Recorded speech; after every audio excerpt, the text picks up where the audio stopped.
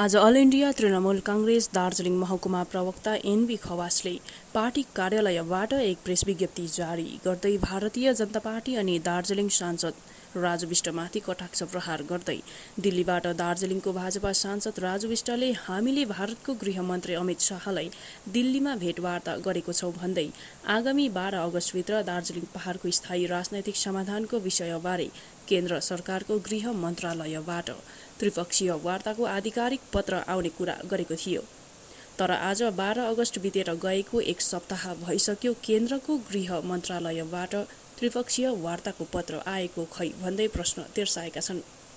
उनले भारतीय जनता पार्टी र सांसद राजु विष्टले दार्जिलिङका जनताहरूलाई केवल झुटको राजनीतिमा लन्डाइरहेको बताउँदै यदि भारतीय जनता पार्टीको केन्द्रमा रहेको सरकार दार्जिलिङ पहाडको गोर्खाहरूको समस्यामाथि तराई डुवर्सको गोर्खाहरूको निम्ति इमान्दार भएको भए उनीहरूले संसदमा किन पीपीएस बारे बिल ल्याउँदैनन् भन्दै उनले अहिले भाजपाले त्रिपक्षीय वार्ताको जुन ढोङ रचिरहेछ अथवा भनिरहेछ यो केवल भाजपाको रणनैतिक समय कुटाउने राजनीति रहेको बताउँदै यसबाट दार्जिलिङ पहाडको गोर्खाहरूलाई केही हासिल नहुने स्पष्ट रूपमा बताएका छन्।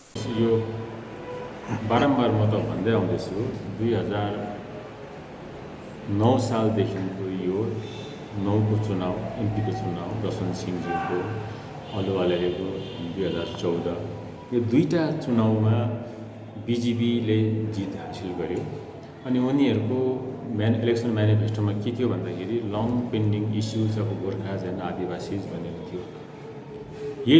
त्यही देखाएर चुनाव दुईटा इलेक्सन खायो। अनि आज पनि मेरो कानमा गुन्जिन्छ दाजु हर्कबहादुर छेत्रीले जापको जो अध्यक्ष हुनुहुन्छ उहाँले भन्नुभएको थियो हेर्दाखेरि यो एक लाइन छ एउटा किताब लेखिन्छ भन्नुभएको थियो। अहिलेसम्म किताब लेखिएको त मैले देखेको थिइनँ तर भोट भने अवश्य हत्याएर लिएर गयो ठुलो एउटा बोरामा आश्वासनको बोरामा हाल्ने काम गर्यो पहाडवासीलाई गोर्खा जातिलाई। र 2019को चुनावमा आइपुग्दाखेरि त्यो long pending issues of Gorkha and Adivasis permanent political solution of PPS भनेर निस्कियो। र आज जसले पीपीएसको सिर्जना गर्यो उनीहरू आफै कन्फ्युजमा छ। भाइ निरज जिम्बाले मलाई आज पनि थाहा छ 2019को इलेक्सनको दौरान यसै भनेको थियो long term pending issues of Gorkha and Adivasis भनेको थियो। पहिला इस्युज भनेको के हो थुप्रै भयो भनेर हामीले राति 1 बजीसम्म बसेर यो पर्मानेन्ट पोलिटिकल सल्युसन भनेर हामीले हाल्नु लगाएको भन्नुभएको उहाँले। र उहाँले आज नै प्रश्न एउटा स्टेट मैले प्रेस भेलामा मैले देखेको थिएँ उहाँले बिजेपीलाई सोध्नुपर्छ यो पर्मानेन्ट पोलिटिकल सल्युसन भनेको के हो भन्दै आज उहाँहरू स्वयं नै कन्फ्युज छ। 2019 सालमा को इलेक्सनको दौरान यसो भनेको थियो भाइ निरज जिम्बाले कि बिजेपीको प्रमुख मुद्दा हो राम मन्दिर कति 68 कति नम्बरमा छ हाम्रो 24 नम्बरमा छ कति प्रायोरिटी दिएको छ हाम्रो मुद्दालाई भनेको थियो। राम मन्दिर बनियो काश्मीरको एउटा उयोलाई स्टेटलाई दुईटा भागमा युटीमा बनायो। काश्मीर फुल फ्लेजेड स्टेट थियो आज युटी बनायो। 35A सिटिजनसिप एक्टलाई एमेन्डमेन्ट गरियो। आर्टिकल 370 लाई स्क्रैप गरियो। त्यति बेला कुनै ट्राइपेटेड टकको कुरा गरेन किन हामी सत्तामा आएको खण्डमा हामी पीपीएस दिन्छौँ भनेको थियो नि त। राज्य सरकारको त कुरा थिएन त्यहाँ त राज्यको इलेक्सनको कुरा पनि त्यहाँ थिएन। त आज वाइन डाइरेक्टली उनीहरू बिल इन्ट्रोड्युस गर्दै त पार्लियामेन्टमा पर्मानेन्ट पोलिटिकल सल्युसन सम्बन्धी डाइरेक्ट किन उनीहरू बिल प्लेस गर्दैन उनीहरू किन चाहिँ ट्राइपेटेड टक। यदि बिजेपी सिन्सियर छ भने टुवर्ड्स गोर्खा बिजेपी सिन्सियर छ तराई डुवर्स हिलपट्टि चाहिँ बिजेपी सिरियस छ सिन्सियर छ भने चाहिँ उनीहरूले बिल इन्ट्रोड्युस गरोस् न डाइरेक्ट पार्लियामेन्टमा। Why they go for tripartite talk. हिजो मात्र मैले सुने के पो अरे फेडरल स्ट्रक्चरको हो हामीले सोध्नुपर्छ राज्यलाई भन्ने कुरो त्यति बेला उनीहरूले भनेको थिएन राज्यमा पनि हामी सत्तामा आयो भने चाहिँ यो पीपीएस गर्छौँ भनेको थिएन नि राजु विष्टज्यूले। हामीलाई भोट दिनुहोस् जिताउनुहोस् हाम्रो माथि सत्तामा मेजोरिटीमा आएको खण्डमा पार्लियामेन्टमा हामी पीपीएस दिन्छौँ भनेको थियो नि त।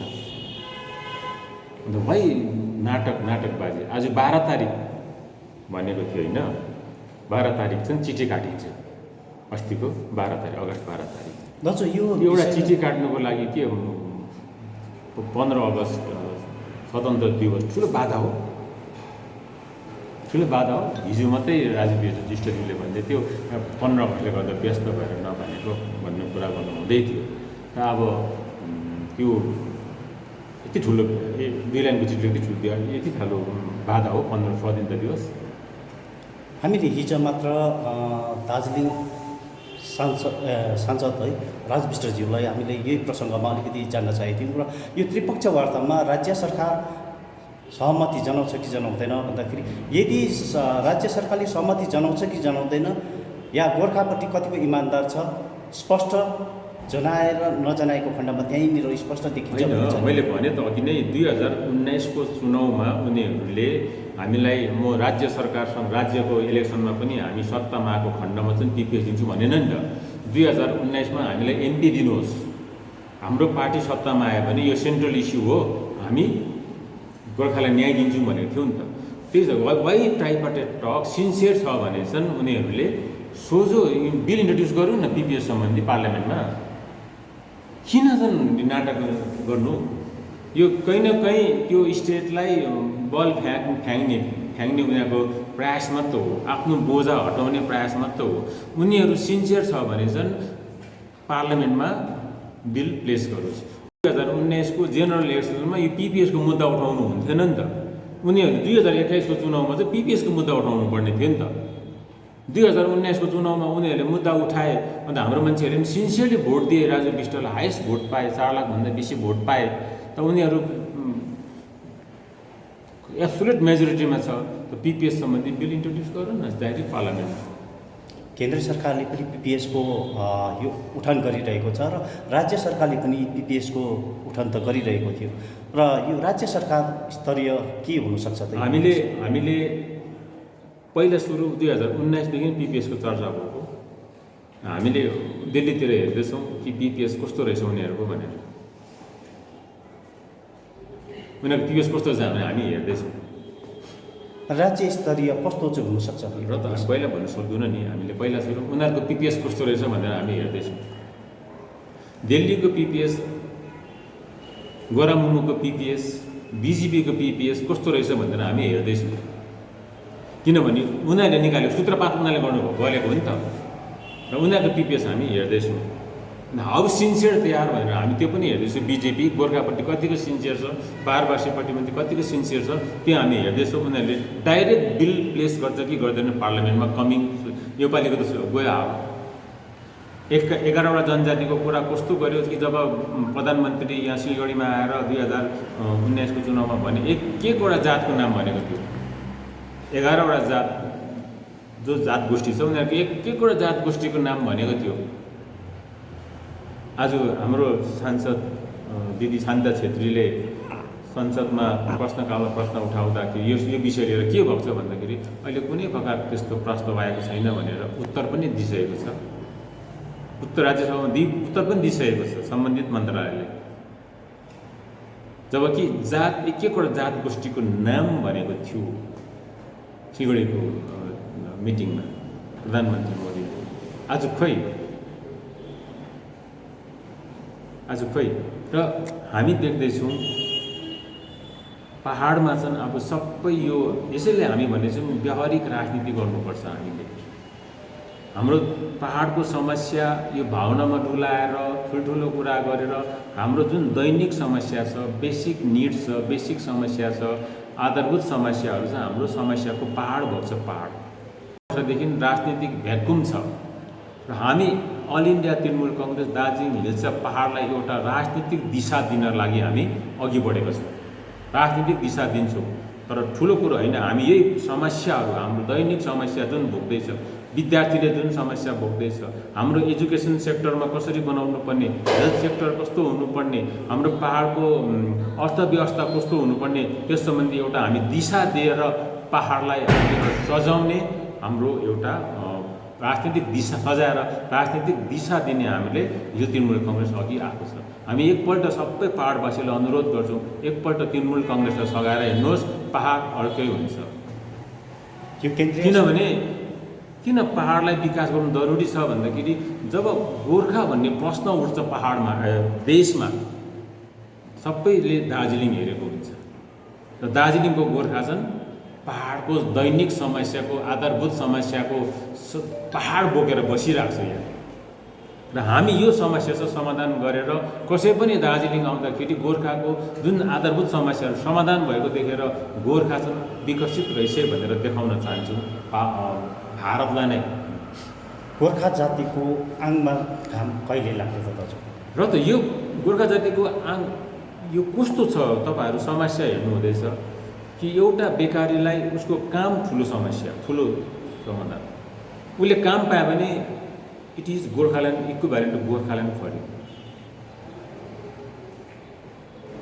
त्यसले गर्दैछु अहिले अब बेकारीलाई कसरी सस्टेनेबल डेभलपमेन्ट गर्ने पहाडमा, दिगो विकास कसरी गर्ने पहाडमा, ताकि हाम्रो प्रत्येक युवाहरू जसको आफ्नो राम्रो हायर क्वालिफिकेसन छ उनीहरू हायर क्वालिफिकेसन लिएर आफ्नो आफ्नो ठाउँ प्रोफेसनमा उनीहरू जानेछन्, काम गर्नेछन्। जो युवाहरू यहाँ बस्छ उहाँहरू आफ्नो भूमिमा कसरी स्वावलम्बी हुने, यो हामी मौका हामी कसरी उनीहरूलाई प्रदान गर्ने त्योपट्टि लागेको छ। आज हामी पहाडमा हामी त्यो साँगुरेर राजनीति गर्नु हुँदैन, साँगुरेर हामी काम गर्नु हुँदैन, अलिक ठुलो छाती लिएर हामी काम गर्नुपर्छ। ममता ब्यानर्जी एउटा पहाडपट्टि एकदमै उहाँको पोजिटिभ थिङ्किङ छ, कन्स्ट्रक्टिभ थिङ्किङ छ, उहाँको सानो विचार छैन, पहाडपट्टि ठुलो विचार छ। त्यो ठुलो विचारमा हामी पनि उहाँको एउटा पार्ट हुँ त पहाड सोझो विकास भएर जान्छ। आज हेर्नुहोस् जुन प्रकारको तपाईँहरू हेर्नुहुन्छ आज कलकत्ताको वरिपरिको कलेजेसहरूमा आज हाम्रो गोर्खे भाइ बहिनीहरू एसिस्टेन्ट प्रोफेसरमा मोर देन 100ले काम नियुक्ति पाइरहेको छ। हाम्रोमा योग्यता छ भने हामी राम्रो पढ्न सक्छौँ भने all over the state we are getting equal opportunity. आज कलकत्ताको वरिपरिको कलेजेसमा मोर देन 100 एसिस्टेन्ट प्रोफेसरहरू नियुक्ति भएको छ। They are getting equal opportunity all over the state. हामी यो खालको एउटा वातावरण क्रिएट गर्दैछौँ र हामी सबैलाई अनुरोध गर्छौँ पहाडवासीलाई एकपल्ट तृणमूल कङ्ग्रेसमा आउनुहोस्। यहाँको राजनीतिक जुन चाहिँ शून्यता छ यो पनि पुरा हुन्छ अनि पहाड अर्कै हुन्छ। दाजु यहाँनिर बिजेपी सरकारको घटक दल है, यहाँ क्षेत्रीय राजनीतिक दलहरूले 2024सम्म पिपिएस फत्ते हुन्छ भन्ने उहाँहरूको अडन छ। यसलाई तपाईँहरू कस्तो प्रकारले? मैले भने त 2009देखि यो आश्वासन सुन्दै आएको त हामीले 2009देखि यो आश्वासन पहाडले सुन्दै आएको, अझै पनि आश्वासनकै डल्लोमा बस्छ भने हाम्रो भन्नुपर्ने केही पनि छैन। अझै पनि हाम्रो आश्वासनको डल्लोभित्र बस्छ भने हाम्रो भन्नुपर्ने केही पनि छैन। तर 2009देखि यो आश्वासन सुन्दै आएको नि त। ठिक छ 2009मा युपिए गभर्मेन्ट थियो, बिजेपीको गभर्मेन्ट थिएन, ठिकै छ। 2014मा आज पनि 2.5 वर्ष 3 वर्ष पुगिसक्यो। 2019मा पनि एब्सोल्युट मेजोरिटी भएको खै त। ट्राइपार्टेड टक त आजभन्दा इलेक्सन अगाडि पनि भएको हो नि होइन र, कल गरेको होइन र ट्राइपार्टेड टकमा त त्यहाँ पिपिएसको कुरा थिएन नि त, जिटिएको कुरा निस्किएको थियो। जिटिएको कुरा निस्कियो। दाजु यो त्रिपक्ष वार्ता है केन्द्र सरकारबाट जुन तयारी भइरहेको छ यसमा राज्य सरकारले सहमति जनाउँछ कि जनाउँदैन? यो चाहिँ अब गभर्मेन्टको कुरा हो, म भन्न सक्दिनँ। तर एउटा कुरा चाहिँ म तपाईँहरूलाई के भन्छ भने 1986मा एजिटेसन भयो, 88मा एउटा सम्झौता भयो, त्रिपक्षीय सम्झौता भयो राज्य सरकार र केन्द्र सरकार र यहाँ जिएनएलए एजिटेटिङ पार्टीको पक्षमा। र दिनेले चाहिँ डिजिएसीलाई पनि पर्मनेन्ट पोलिटिकल सल्युसन भनेर दिएको। 2007मा आन्दोलन भयो, 2007मा आन्दोलन भएर 2011मा सम्झौता भयो। त्यो 2011को सम्झौतामा 2007को आन्दोलनमा जति पनि गोर्खा समाजको, गोर्खा कम्युनिटीको, हाम्रो जातको जति पनि सिनियर ब्युरोक्राटहरू थियो, they are part and parcel of that agitation. It was a part of that agitation. Senior IAS officer अहिले उहाँको देहान्त भयो, एलबी परियारजी, उहाँ डाइरेक्टर पञ्चायत पनि हुनुभयो। Senior IAS officer, we was also the part of the agitation. अनि all social scientist देशभरि बसेको गोर्खा जति पनि सोसल साइन्टिस्टहरू थिए, they were part of the agitation. उनी पार्ट अफ द एजिटेसन भएको फलाफल चाहिँ हो जिटिए। र दिने सेन्टर र स्टेटले it is a political solution भनेरै दिएको, पाहाडको पर्मानेन्ट पोलिटिकल सल्युसन भनेरै दिएको। भनेपछि यो कुरो चाहिँ माइन्डमा सबैले राख्दा हुन्छ। भनेपछि पिपिएस केन्द्र सरकारबाट जुन तयारी भइरहेको छ व्यवस्था नै हो तपाईँको? मैले एक्ज्याक्टली भन्दिनँ, तर मैले भन्नु चाहेको, मैले सिनियर ब्युरोक्रेटहरूसँग पनि आइएस ब्युरोक्रेटहरूसँग पनि मैले उहाँहरूसँग पनि मैले आफ्नो पर्सनल लेभलमा धेरै इन्टरेक्सन गरेको छु यो सम्बन्धी गर्दा। दे एक्सेप्टेड यस डिजिएसी पनि एउटा पोलिटिकल त अफ, म त उनीहरूले यसमा होइन कुरामा यस भनेको कुरा के मैले भने दिनेले त यसलाई पर्मानेन्ट पोलिटिकल सल्युसन, डिजिएसी पनि पर्मानेन्ट पोलिटिकल सल्युसन नै हो, जिटिए पनि पर्मानेन्ट पोलिटिकल सल्युसन भनेर दिएको दिनेले छ। अनि 2019मा जुन प्रकारले हङ्गामा गरेर यो पिपिएसलाई हङ्गामा गरेर भोट बटुलेर गए राजु विष्टज्यू, र म भन्छु उहाँलाई, if you are sincere, if Raju Bisht is also a member of Gorkha community, उसलाई हामी गोर्खाको एउटा भाइ भनेर हेर्छौँ, उहाँ सिन्सियर छ जातिप्रति भन्यो भने तपाईँले पर्मानेन्ट पोलिटिकल सल्युसन बिजेपीले ल्याउँदैन भने तपाईँले प्राइभेट मेम्बर बिल ल्याएर देखाउनुहोस्। If you are sincere towards your community, towards Gorkha community, तपाईँले प्राइभेट मेम्बर बिल ल्याएर पनि देखाउनुहोस्। Don't talk about tripartite meeting, private member bill ल्याएर पनि तपाईँ देखाउनुहोस्। तपाईँ यदि सिन्सियर छ भने, बिजेपी यदि सिन्सियर छ भने अफिसियल बिल ल्याउँछ, बिजेपी सिन्सियर छैन भने अफिसियल बिल ल्याउँदैन, उसले ट्राइपार्टिटको कुरा गर्छ। राजु विष्टज्यू being a Gorkha community, member of the Gorkha committee र गोर्खाको नाताले तपाईँ गोर्खा जातिलाई माया गर्नुहुन्छ भने, तिम्रो पार्टीले ल्याउँदैन भने तिमी सिन्सियर छौ भने प्राइभेट मेम्बर बिल पनि ल्याएर देखाऊ। भनेपछि भारतीय जनता पार्टी इमान्दार छैन तपाईँको भनाइअनुसार? सिन्सियर छ भने त राम निरज जिम्बा भाइले राम मन्दिर भन्दा पहिला छ हाम्रो भयो खै त अन्त कि 2468 भएको, 24 नम्बर 68 नम्बर पुगेको अब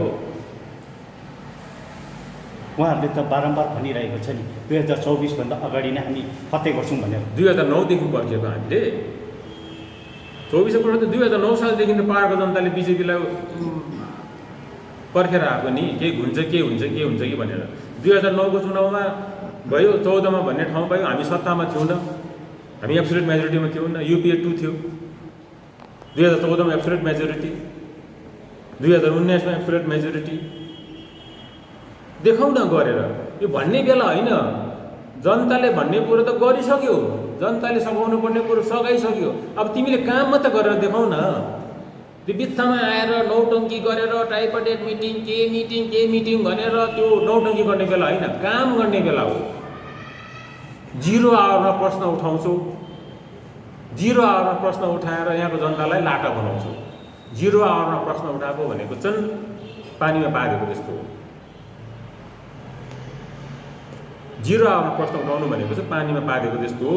सम्बन्धित मन्त्रालयको मन्त्रीले उत्तर दिनुपर्ने कुनै म्यान्डेटरी यो छैन, त्यहाँ प्रोभिजन छैन। प्रश्नकालमा उठाउ न, तिमी त रुलिङ पार्टीको हो त, तिमी अपोजिसनको पनि होइन नि त, तिमी रुलिङ पार्टीको प्रश्न उठाउ न, प्रश्नकालमा प्रश्न उठाउ न। तिमीलाई किन यो प्रश्नकालमा प्रश्न उठाउने समय दिँदैन स्पिकरले? राजु विष्टज्यूलाई प्रश्नकालमा किन प्रश्न उठाउने समय दिँदैन बिजेपीले पर्मानेन्ट पोलिटिकल सल्युसन विषय लिएर? Big question.